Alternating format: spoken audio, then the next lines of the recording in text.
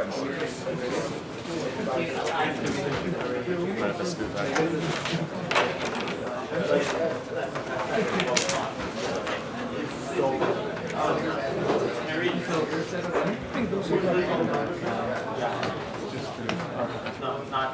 Just run.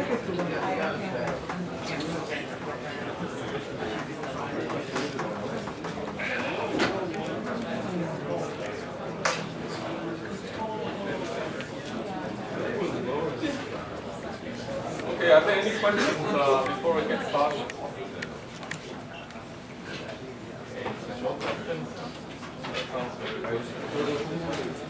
What is that? What about the homework?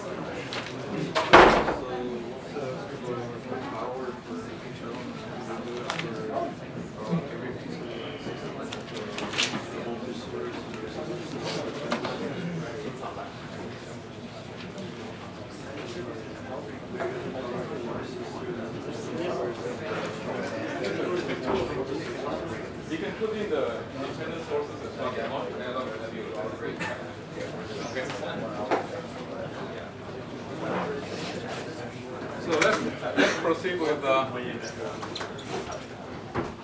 capacitors and inductors, and we touched upon that in the last lecture, but didn't quite finish. And capacitor is something that looks like this. The inductor is something that looks like that. And they have IV relationships, or usually called VI relationship, or relations, that look something like that. I is equal to C dV dt, and then for the other is L di dt. So they are kind of dual of each other. Okay, the V and the I are switched in different places for inductors, and there are good reasons for that. And then one of the things I want to take note of is the energy stored in these devices. They're actually energy storage devices. Okay, they store energy instead of being the resistors dissipate energy, but capacitors and inductors store energy. There's one very big difference. So you can see that from the equation, because if you look at the power is equal to IV, or VI. Okay, and if you look at that for, say, the inductor, you substitute V is equal to L di dt. Okay, then there's a power that an inductor has if there's a current flowing into it, and you look at this again and say that this is actually I di dt. But if you have the I di dt is the same as the I squared dt divided by half. If you differentiate this, if I is a function of t from a calculus, if you were to differentiate this function, you get 2I t di dt. Okay, you get 2I t di dt, and then there's a 2 that cancels each other. So this is it di dt. So this I di dt can be replaced with this, and hence this is actually half L d dt of I squared. Okay, that is the same as that, and then you can say that this is the same as d dt of half L I squared. And this is the power. Okay? And you can think of this as the energy stored, some sort of a W. Okay, the W inside the inductor. And hence, for an inductor, the energy storage is equal to half L I squared. And the power dissipation, not power dissipation, the change in power delivery to the device. So if you have an inductor, and if you have an I and then a V across it, okay, there is a change in the power delivery to the inductor in this manner, and that power delivery is proportional to the rate of the change of this quantity.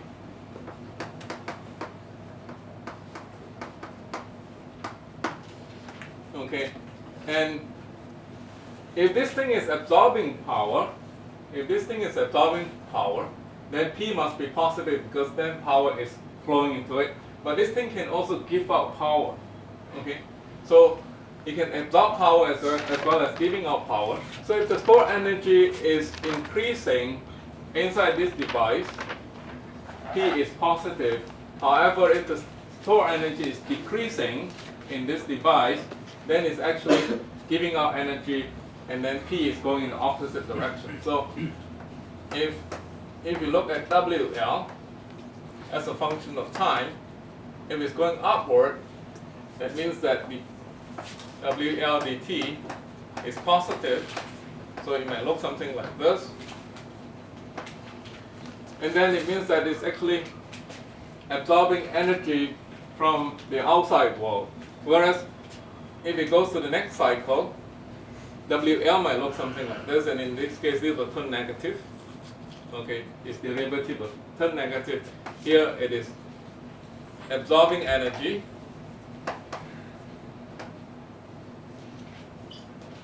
Here it is giving out energy.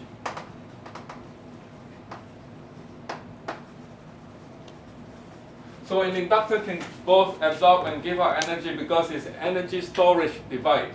Okay, sometimes it takes in energy, sometimes it gives out energy. It's not like a resistor that always absorbs energy. Yes? What does WL stand for? WL is the stored energy inside the inductor. Okay, in terms of joules.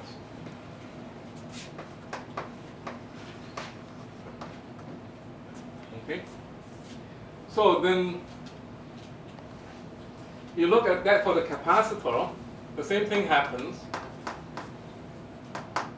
Capacitor is a charge storage device, just like an inductor is a magnetic field storage device, in the sense that when you pump in the current, you create a magnetic field, H or B, okay? And that magnetic field can store energy. In the same, by the same token, if you charge up a capacitor, you create an electric field inside the capacitor, and that can also store energy, okay, in the electric field.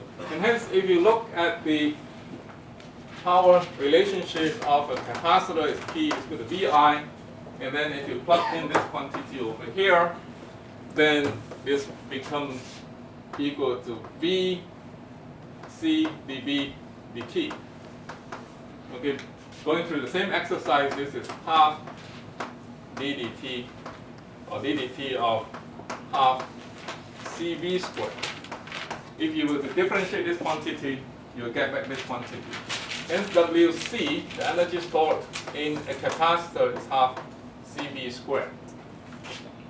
By the same token, sometimes this can be increasing with time, and sometimes it can be decreasing with time, depending on whether it's taking in energy or giving out energy, because these are all energy storage devices. Are there any questions regarding this particular or peculiar properties of capacitors and inductors?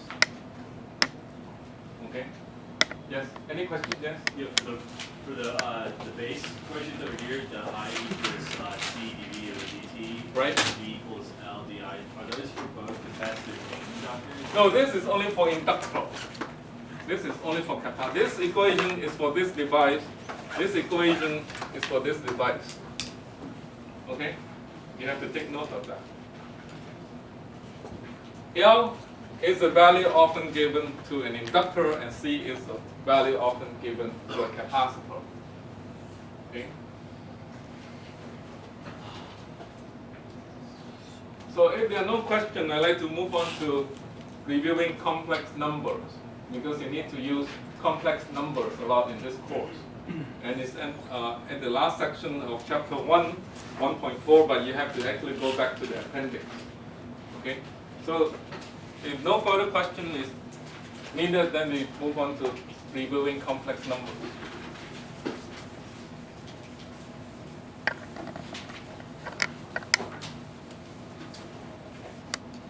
So complex numbers are very important.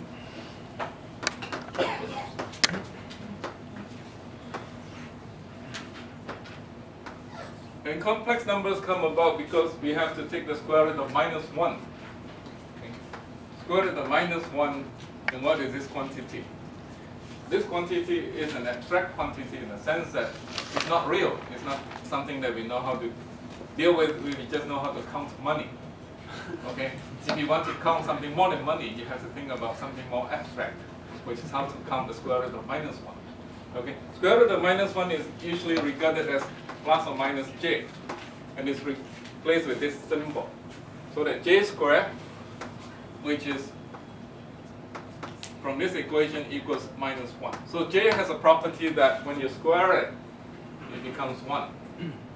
Okay.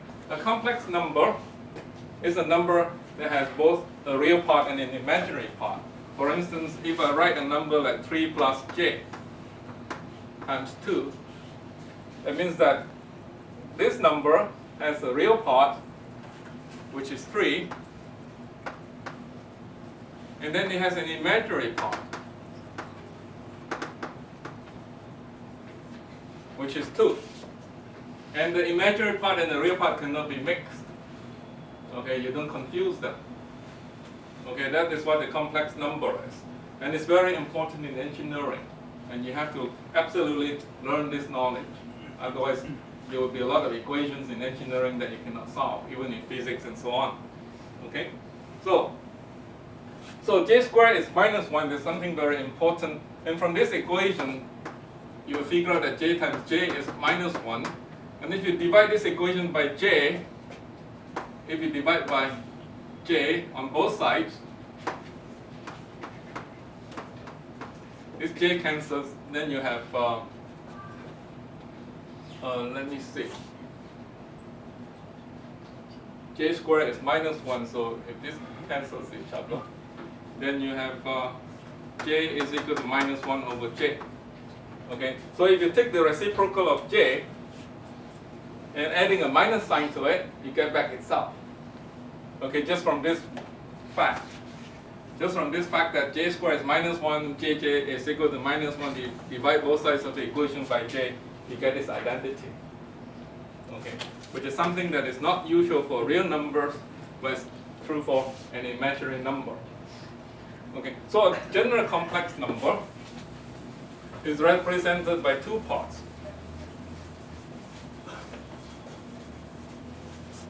If you have a complex number, it will have a real part plus an imaginary part. And that's how you usually write it.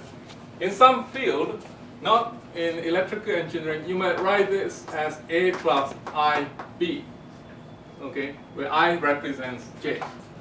That is in some field. But in engineering, we use J to represent a complex number. In physics, they use I to represent an imaginary number. Because electrical engineers feel that I is used for current.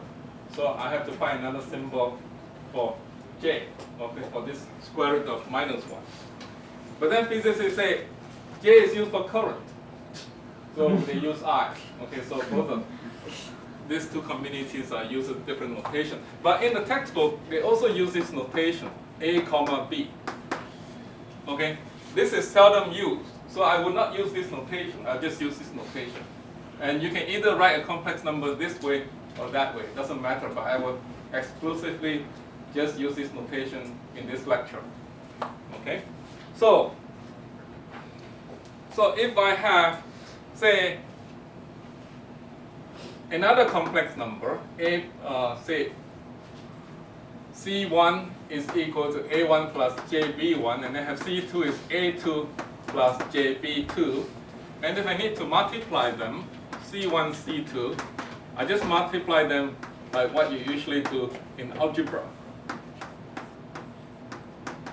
Just like what you would normally do in algebra. But then when you multiply all the four terms out, you have to take caution that j squared equals -1. So this one times that one is A1, A2. And then this one times this one is j squared B1, B2. And then you have this one times that one, j B1, A2. And then this one this one times that one, which is j b1 a2. Okay, so j squared is minus 1, so you have finally something that looks like this, which is purely real. And then the other part you can group together and say that is j b1 a2. That's This B2A1. b2a1, sorry, b2a1 plus b2a1. So as you multiply two complex numbers together, you have a real part that looks something like that. You have an imaginary part that looks something like that. And the minus sign comes about because j squared is defined to be minus 1. Okay? So multiplication is quite easy. You just follow this procedure. You can never be wrong as long as you take care of the minus sign properly. Division is a lot more difficult. Like how do we divide two complex numbers? But before we do that, let's figure out how to take the reciprocal of a complex number. Say if I have a complex number c is equal to a plus jb. The reciprocal of a complex number, which is 1 over c, is equal to 1 plus a plus jb. This looks really strange, right? The imaginary number is now in the denominator. There's a real number in the numerator. How do I simplify this? There's a way to simplify this using the rule that we have learned in algebra. That is that if I multiply this by a minus jb and also multiply the numerator by the same thing, okay, what is a plus jb times a minus jb? You use this rule again that you learned in algebra, that you have a quantity like this. If you multiply them out like this rule that you have here, this will give you a squared minus b squared, right? If you multiply out all the four terms, the middle terms always cancel each other. The same thing happens here. If I multiply the denominator out in full, okay, I only have two terms left because some of the terms will cancel each other. Okay, these two terms will actually cancel each other if you do it in the long form.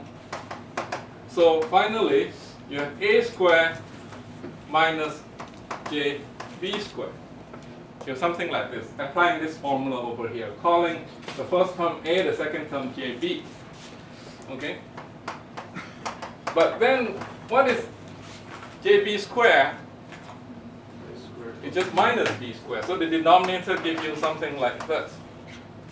Okay? So this is how you take the reciprocal of a complex number. And please remember how to do that, because you need to do that over and over again.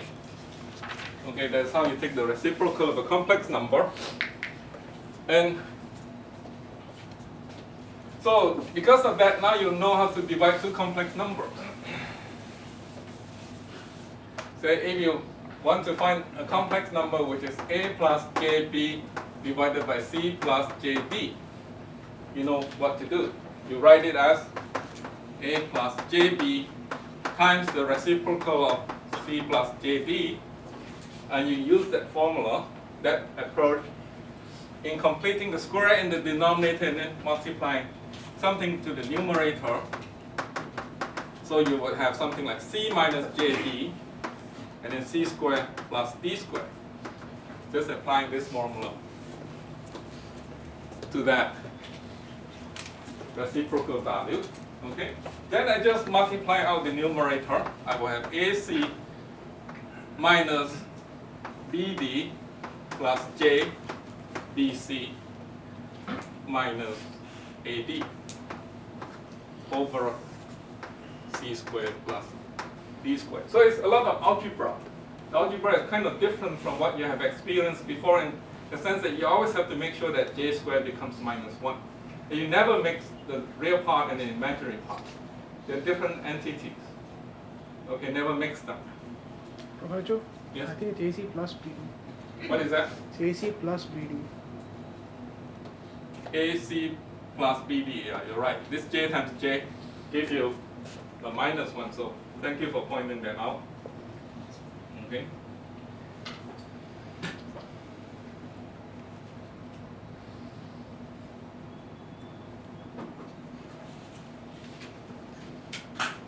I guess you know how to add complex numbers. Adding complex number is actually simpler than multiplications and division. So if you have C1 plus C2, in this case, you will just add the real part plus the imaginary part separately. B1 plus B2. That is addition. Subtraction is the same. You just subtract the real part and the imaginary part. Okay, you know how to do addition, subtraction, multiplication, and division in complex numbers now. That is major victory, right? What? Do you have any questions? So all the algebras that you know how to do with real numbers now, you know how to do with complex numbers. Okay?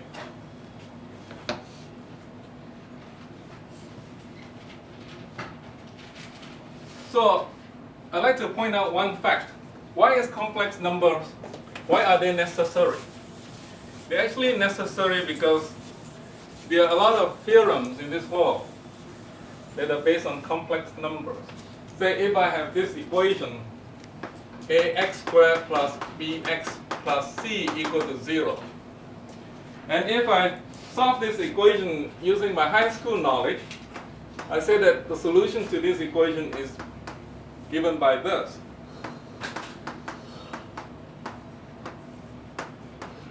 Okay, given by this thing. And most of the time you know how to solve this equation in high school. If 4ac is less than b squared, then square root of this quantity is never an issue. Okay, what happens if this is a general second order algebraic equation, okay, a quadratic equation of a general kind? A, b, and c can be anything. So sometimes you encounter the fact that b squared is less than 4ac. What do you do in that case? Okay, in that case you can say that this is actually equal to, sometimes when that happens, you can turn this into a complex number and say that this is 4ac minus b squared. If this quantity is larger than this quantity, and then using the fact that square root of minus a, or minus a number, is the same as square root of minus that number, times square root of this number. This rule there applies when you take square roots. Okay, you can think of this as an algebraic quantity, or minus 1. So this rule there applies, and then this is equal to j square root of a. Okay? And then you can say that this thing over here will turn into something like minus b plus or minus j 4ac minus b squared over 2a. Okay? So in general, if you include complex numbers as a part of your solution, all quadratic equations have two roots. Sometimes the roots are real, sometimes they are complex. And they are complex when this number is larger than that number. That's why complex numbers are very important. So in the sense that if I have, say, ax cubed plus bx squared plus cx plus d equal to 0, I can immediately make the claim that this has 3 roots. Some of the roots are complex. Okay, then this is very important for polynomial solutions. That's why complex numbers are very important. And so,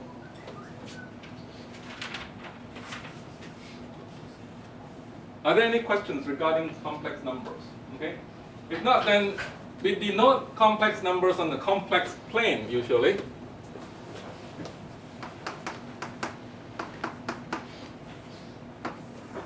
We have like an xy plane, but the real axis, the horizontal axis, we call the real number.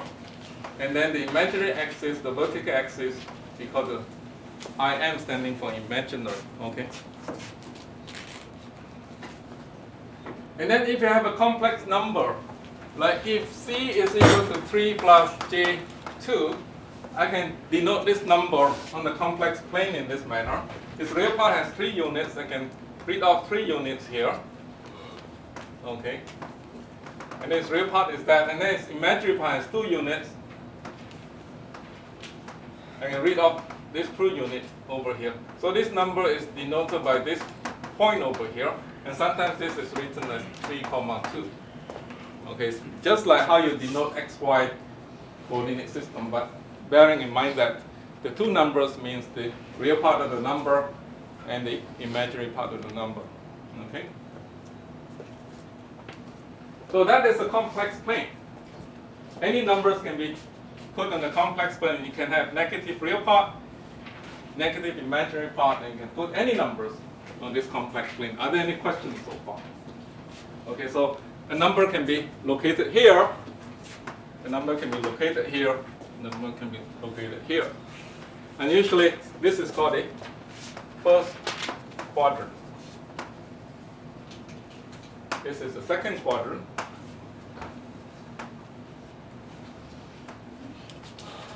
The third quadrant, and so on. And then this is the fourth quadrant. Okay? So those are the complex planes. And let's see what other things we can do with complex numbers on the complex plane. We can do something quite interesting in the sense that we can find another way to represent them. So if I have a number C is equal to A plus JB, A and B can be any number, of course. If I were to write it and denote it on a complex plane,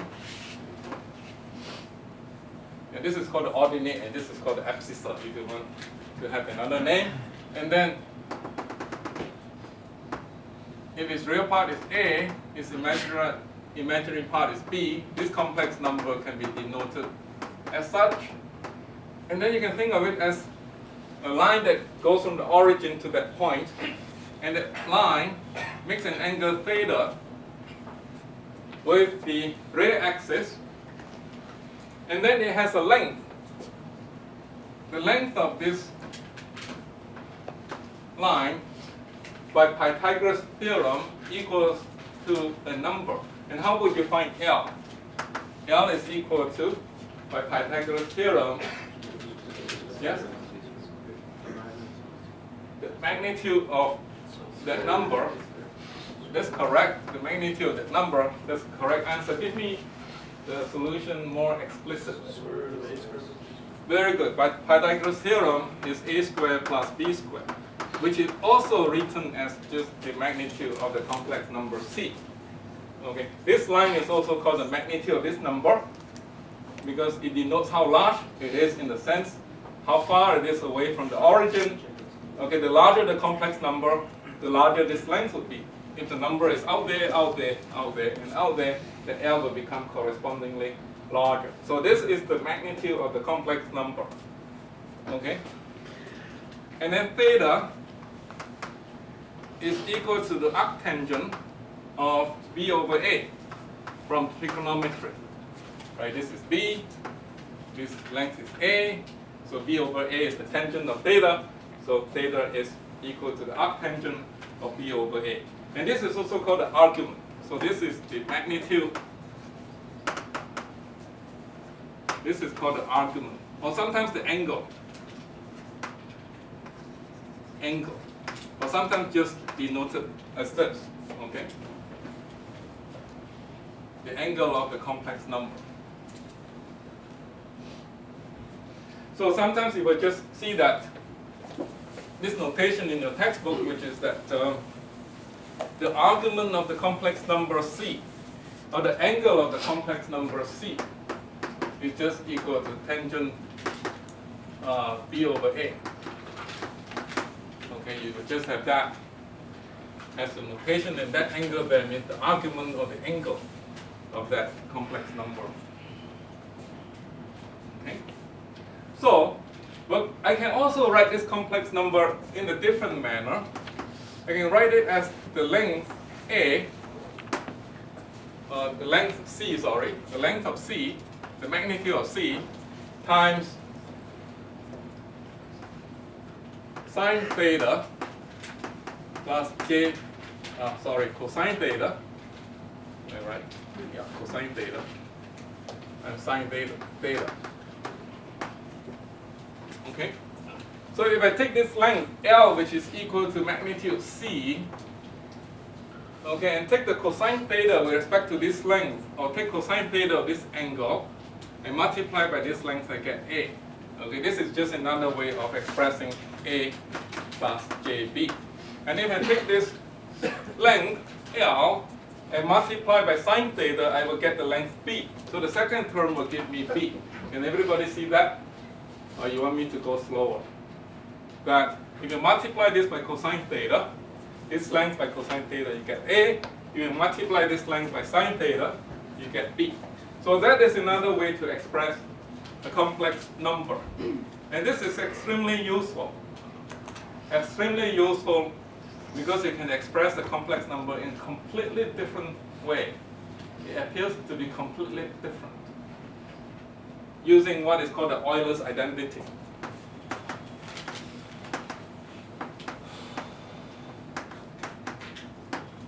Okay, Euler's identity,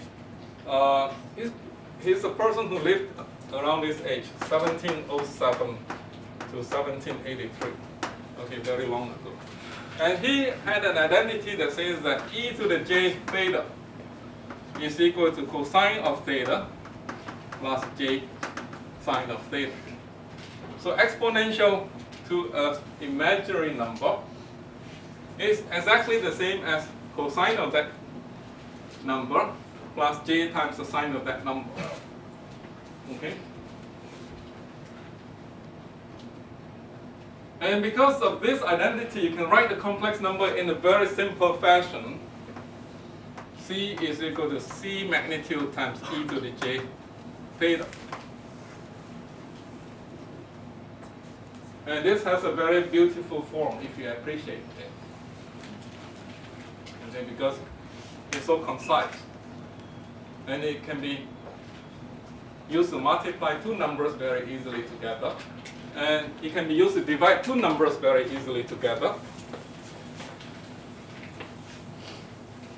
So all complex numbers can be written either in a Cartesian form. This is usually called the Cartesian form. And this is usually called the polar form. Cartesian form means that you write it in terms of its x value and y value. This is like the ordinate, this is like the abscissa. In polar form, you're using the magnitude and the angle to write this complex number. And both numbers are equivalent. And we can prove this identity later on. Okay, you want to see the proof of this identity. It can be proved. Okay, but this is a true answer. Okay? So because that this can be proven, maybe if I have time I can prove it, if not I won't prove it. But if this is true, this is true. And this makes things very useful because we know how to do exponentiation. X to the n times x to the m is equal to x to the n plus m. We know this to be true. When you multiply two numbers with exponentials, you just add the exponentials. And this is even true if this number is not an integer.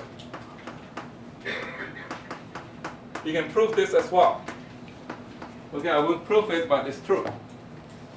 And then if this is true, that means that xn times x to the minus n must be x to the n minus n must be x to the 0 must be 1. So it means that x to the n, x to the minus n, if I divide this over, is 1 over x to the n. So if you take the reciprocal of a exponential number, okay, it's just the same as changing the sign in the exponent. So these are some of the rules that you have to commit to memory. Okay, you probably have learned that somewhere else.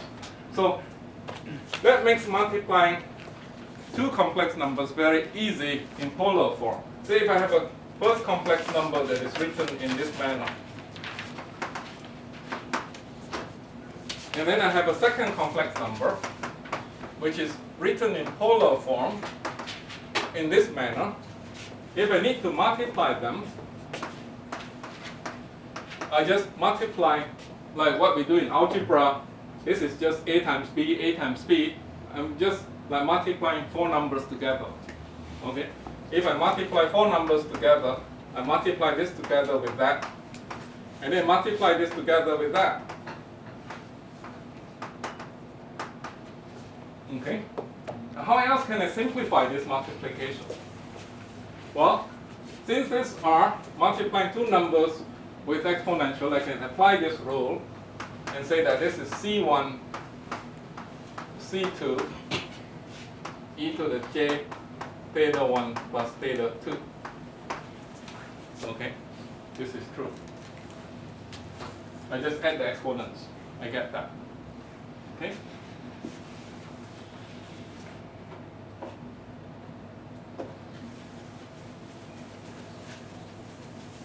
So taking the reciprocal is also very easy.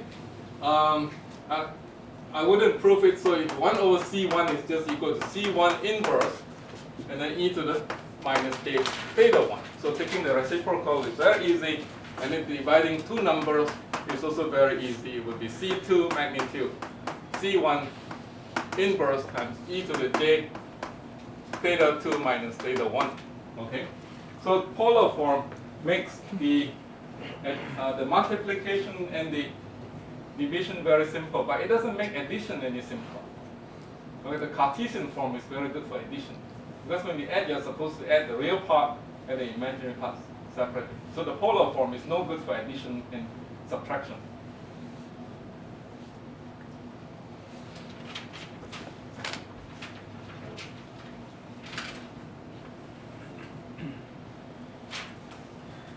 So let's see what else we can say. Are there any questions so far? No questions so far, right? Let me just roughly outline the proof for this formula over here. Okay, in order to prove this formula, you use this Taylor series expansion that e to the z is equal to 1 plus z plus z squared over 2 factorial plus z cubed over 3 factorial.